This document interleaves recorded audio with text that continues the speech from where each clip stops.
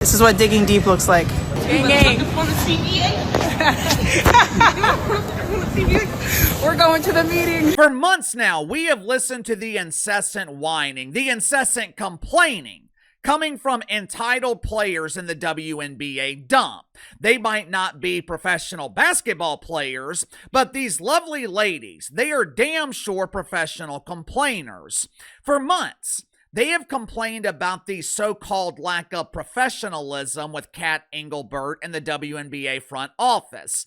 For months, they have claimed that the WNBA and their primary subsidizers in the NBA have been stalling negotiations for a new collective bargaining agreement. They have claimed that the league isn't taking these negotiations seriously, which shouldn't be surprising because no one takes the WNBA seriously. For months, WNBA players have claimed that they are being ignored. We are being treated like we don't matter. The diva of dump divas, Cathy Engelbert, won't even meet with us face to face.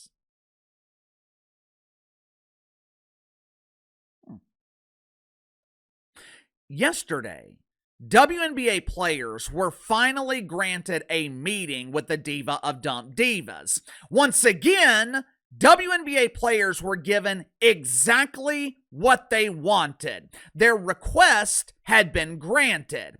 And you mean to tell me the vast majority of WNBA players, including Nafisha Collier and Kelsey the Plumber, you mean to tell me they couldn't even bother to show up?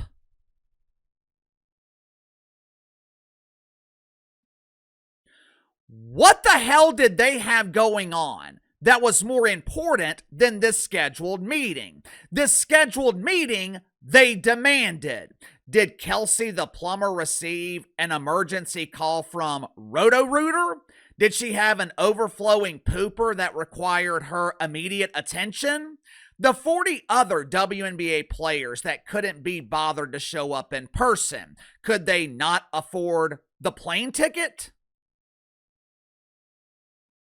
Someone please make it make sense. The most important meeting possibly in the history of this dump of a league. A meeting where you are negotiating for millions of dollars and you can't even be bothered to show up in person?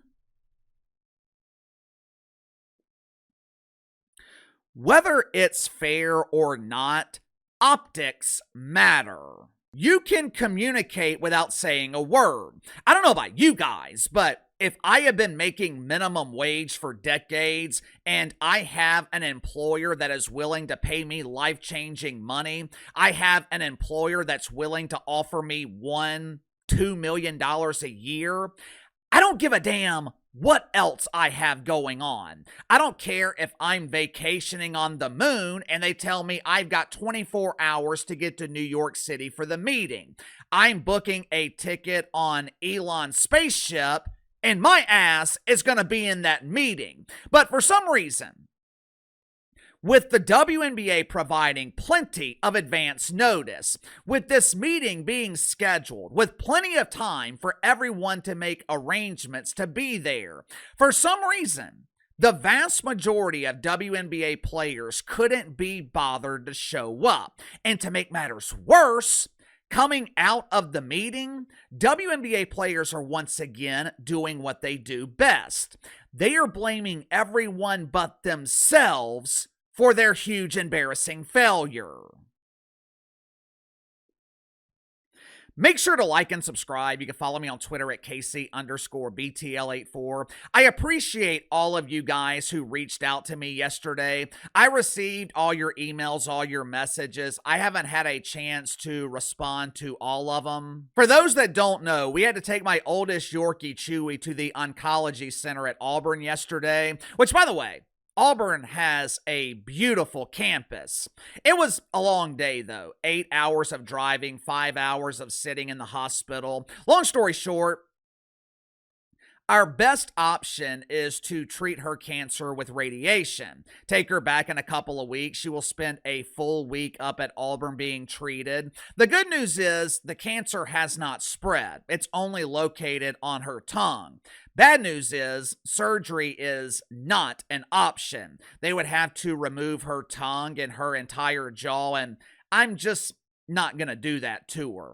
On average, when treated with radiation, dogs with this type of cancer, they can live another 6 months, or they could live another 18 months, possibly even another 2 or 3 years.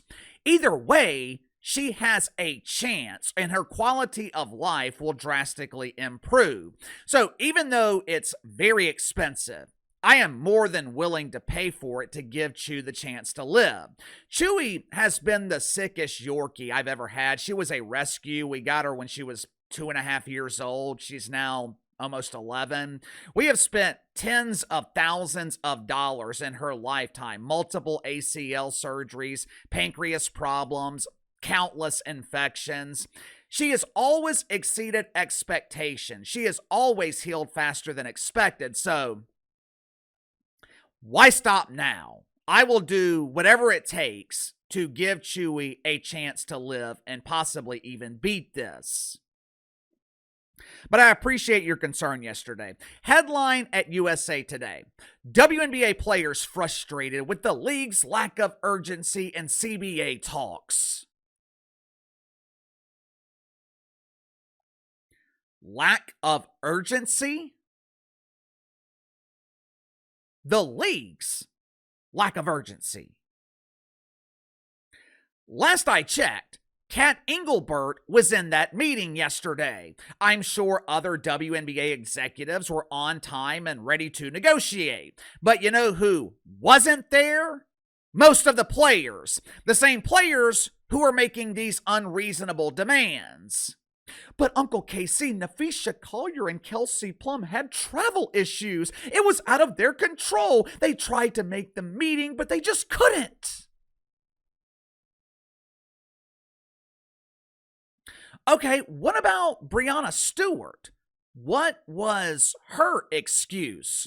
Why did she have to join the meeting virtually along with 40 other WNBA players?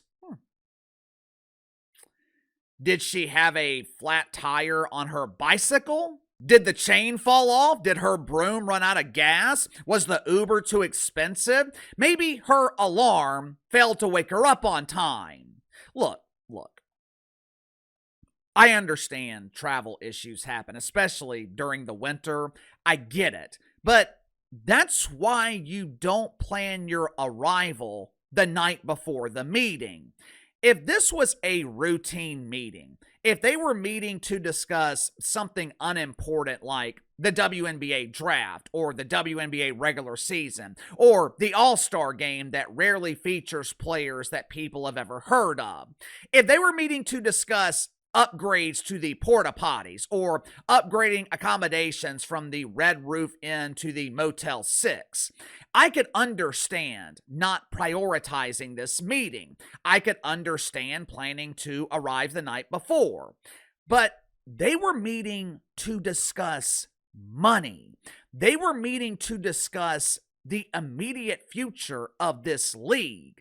You can't complain about the WNBA's lack of urgency when you can't even be bothered to show up to the meeting. And by the way, why is Naphisha Collier and Breanna Stewart, why were they even invited to this meeting? Why are they still representing the financial interest of WNBA players? Last I checked, they owned Unrivaled, which is a direct competitor to the WNBA. Does UPS allow FedEx in their meetings to negotiate employee salaries? Does Coke allow Pepsi in their confidential meetings? Someone please explain to me why the owners of a rival league are allowed to represent the interest of players in the WNBA. Because to me, this is the definition of conflict of interest. According to USA Today, WNBA players are frustrated because the league refused to respond to their latest proposal.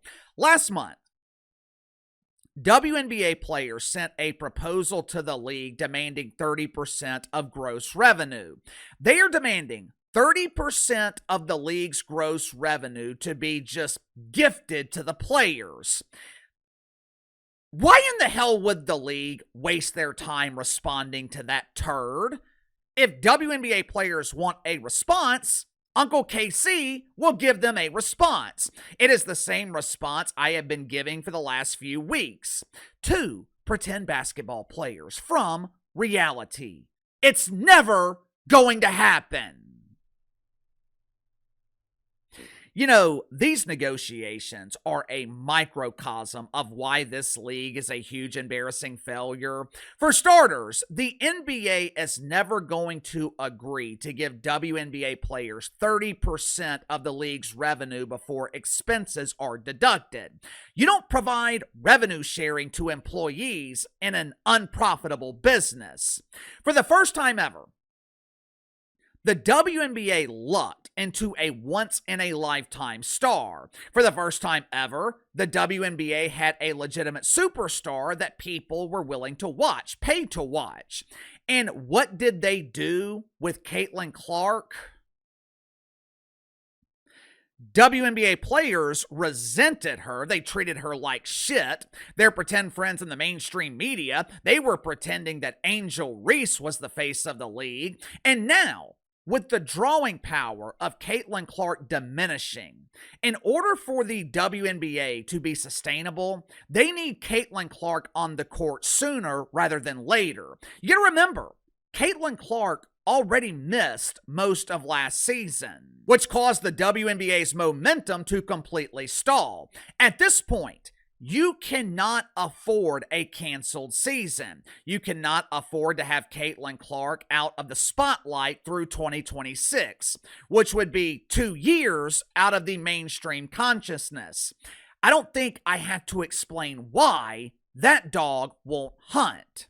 The WNBA needs to get a deal done, and they need to get it done fast. And what are WNBA players doing? They are turning down million-dollar contracts because they think they deserve more. I can't say this enough, and I'm not saying this to be harsh. I'm not saying this because I despise the WNBA dump, which I do. I have always been honest. I have always been upfront about my disdain for pretend basketball and most of the players in this league. But that is not the reason I am saying this. I'm saying what I'm about to say because it's the truth. I hope WNBA players are listening very carefully. Your league is not needed. There is minimal demand in the market for your product. You're not needed by your primary subsidizers in the NBA. It's not like you are generating billions of dollars. Hell, you're costing the NBA millions of dollars every year this turd stays afloat. The market isn't desperate to see women's basketball. But Casey, that's not true. Unrivaled just sold over 21,000 tickets in Philadelphia. These women are huge stars.